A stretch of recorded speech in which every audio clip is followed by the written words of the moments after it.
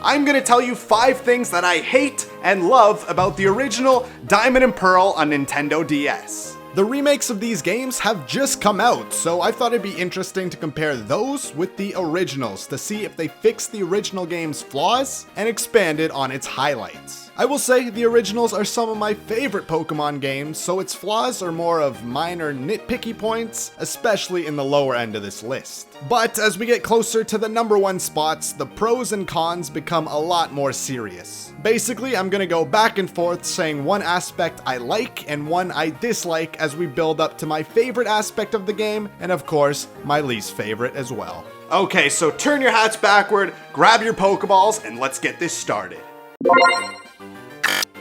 Okay, I'm just gonna take this hat off actually, but the first topic to go over won't take too long because I don't have that much to say about it, but these games have fantastic music.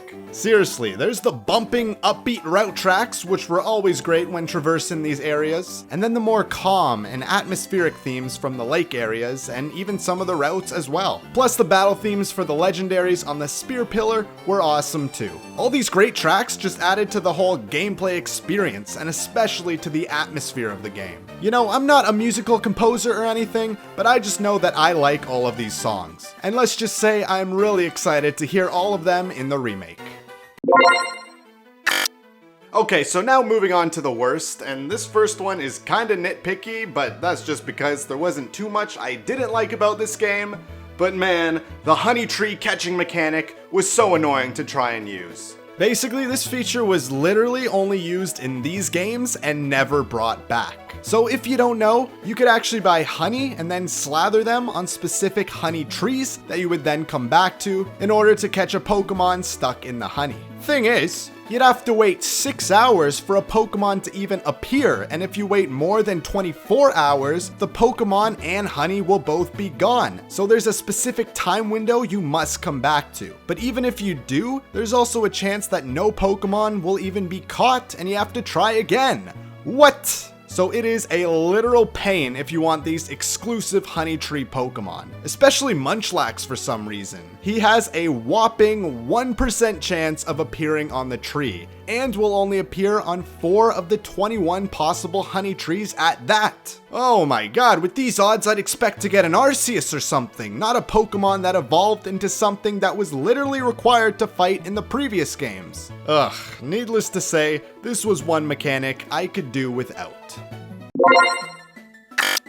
Alright, so everybody knows that co-op missions suck in video games, but what if I told you that this game had some of the best co-op sections that I played at the time? Yes, these team-up sections that happen at reoccurring points in the game were some of the most memorable parts in the adventure. At many points, you would just meet a character along the way that you'd have to help or that has similar goals to you, so they tag along as you explore a certain dungeon. The trainers are now set up as double battles and even the wild Pokemon as well, because you will always fight with the other person's Pokemon. And this was really cool. It adds a lot of personality to these otherwise side characters. Plus, they all had pretty sweet Pokemon to fight alongside with. And these people would even heal you after every battle as well, so when you finally left these dungeons and got to the end, it was almost sad to see your new friend leave you. These parts of the game were always fun to come back to. Okay, so back on the worst side of things here, this one is a bit weird, but the pacing of this game was kinda hit or miss. Like, your adventure starts off all fine and dandy up until the second gym, and then there's randomly a huge gap to the next gym. It's a few towns and dungeons over. But then the next 3 gyms right after that are all really quick right after another. Boom, boom, boom. So these gym leaders and even story moments in this section don't get the time of day and aren't as fleshed out as the towns before. As a result, this section feels more forgettable than if they just took their time here. And then later in the game, they have this big grand final build up at the very top of Mount Coronet. It's great, it's epic, it's a beautiful climax for the entire game where the story finally comes to a conclusion, and then once you beat it, it's like, oh yeah, now you got a few more routes to do, a gym, a dungeon, and the Elite Four. Huh. I mean, alright, I guess. Everything kinda just concluded a second ago, so it's weird to have all this content after the fact. The only thing weirder than this would be if it had just like an abrupt end or something. So this next point I have here is pretty subjective, but I mean, this whole list is subjective if you think about it, and that's just that I really like the Generation 4 Pokemon designs. It's so awesome to have this selection of Pokemon to choose from. They made so many iconic Pokemon that are still fan favorites today. Guys like Drapion, Lucario, and Garchomp. Don't tell me that every 10-year-old kid didn't use all of these guys on their very first playthrough. Ooh, I want them on my team just talking about it. Sure, like every generation, there are still some bad ones. The Pokemon that everyone clowns on is this thing, Purugly. Take the name, cut it in half, add an E, and that's what everyone thinks about this thing. But the overwhelming amount of new ones were awesome.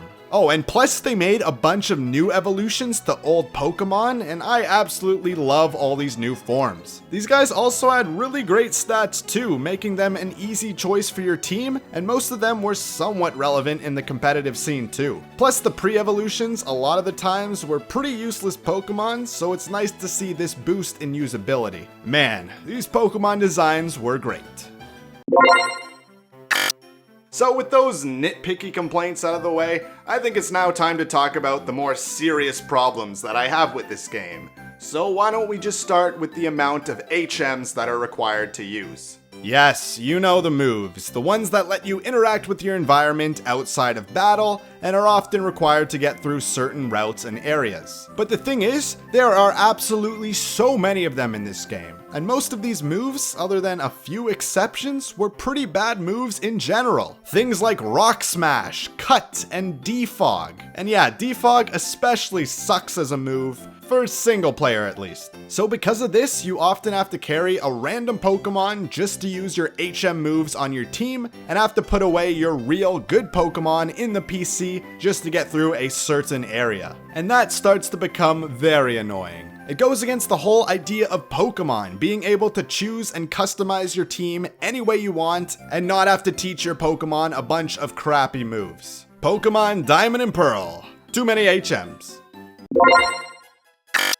The next aspect of this game that I really like is simply the locations in it. The region of Sinnoh is pretty cool, okay?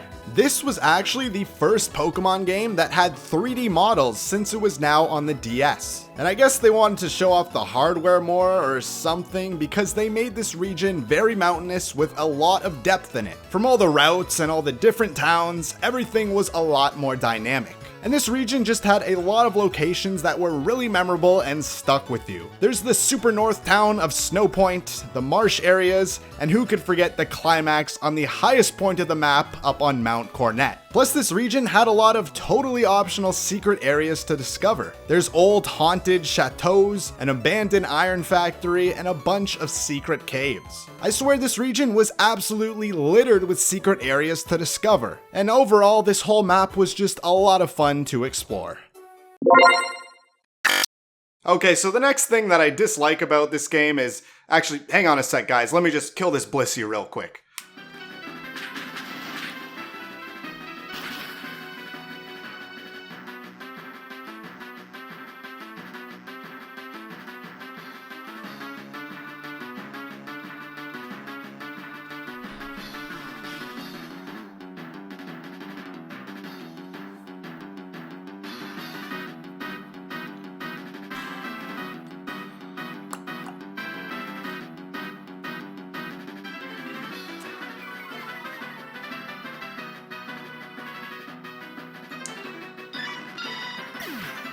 Is that everything takes so long in this game. From the health bars, to your walking speed, to your biking, and surfing speed even. Everything is so slow. That's it. Okay, and my favorite thing about the Sinnoh games is just all the expansion they made to the Pokemon universe. And this is really shown in the story, the added lore, and the characters. Yeah, I just grouped all of these together because they're all story related, but everything to do with this was cranked up to the extreme this time. The main villain probably has the most over-the-top and epic plan compared to any other villain. Team Rocket, Magma, and Aqua are all petty theft criminals compared to this guy. He is literally trying to restart the universe so he can be a god in his new reality. What? That may sound ridiculous, but damn, the stakes have never been this high. And there was a sweet battle on the spear pillar that was an epic conclusion to this plot. Plus, they just expanded the Pokemon lore in general, adding new explanations to the Pokemon worlds and even added the Pokemon version of God. As odd as it might sound, this really grounded the Pokemon series in its own unique universe. And then there's some of the great characters in this game. Okay, we got Cynthia, right? The champion of this region that helped you at many points in the story and provided a super tough battle at the end. Plus, she had a great design too. There's Cyrus and all the other Team Galactic admins that I mentioned before. And heck, while he may be a goof, I still like your rival Barry in this game. Guy's on a sugar rush every time I see him, but he could still make me laugh, I'll admit. And he actually provided a good challenge too when you fought him, unlike some of your newer rivals. So these aspects were done very well in my opinion. So in the pros section of this video, I did compliment all the Pokemon designs, saying they're some of my favorite in the series. Now, if only I could actually use them in the main adventure. My least favorite thing about these games is how weird the selection of Pokemon is, and how off the balancing is too. Here, let me explain. For example, there are literally only 2 lines of fire types to use, Rapidash or Infernape. And one of those is a starter, so if you didn't choose Chimchar, then literally your only option for a fire type is Ponyta. And the electric types aren't that much better, with only 3 of them to choose from. Like, did someone forget to look this aspect over before release? Why didn't they include more options? Also, I said before that I really liked the numerous new evolutions that were created in this game, but pretty well all of them can't even be obtained before you beat the game. You only get access to them after the Elite Four, and they just let you use the weird new baby Pokemon. Listen, no one is trying to use a Mime Jr. over here with its weird cry. Like, come on, just let me use a Mamoswine during the game, please. So yeah, that's my biggest complaint that I have with these games, and considering Pokemon is all about choice and variety, these decisions seem very odd. Very odd. But anyways, if you want to see how I rank these games with the rest of the series, then check out my Pokemon ranking that I made, and that's really it for me now. I'm off to play these remakes. I'll see you guys next week.